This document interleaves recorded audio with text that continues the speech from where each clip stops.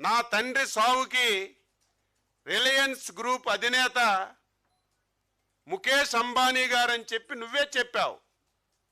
ఆంధ్ర రాష్ట్రంలో ఉన్నటువంటి రిలయన్స్ సంస్థలన్నింటి మీద మీ వాళ్ళందరినీ పంపించి దాడులు చేశావు.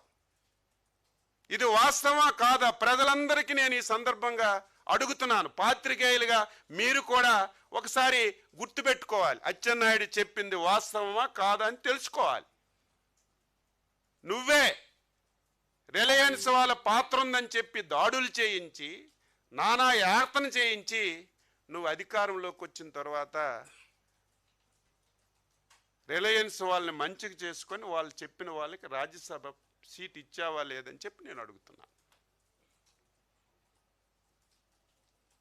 ఇందులో ఎవరి పాత్ర ఉంది? చంద్రబాబు నాయుడు గారికి ఇందులో ఏం సంబంధం?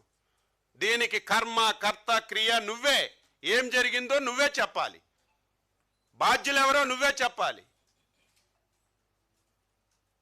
దీన్ని వక్రీకరించి మాట్లాడుతున్నావు.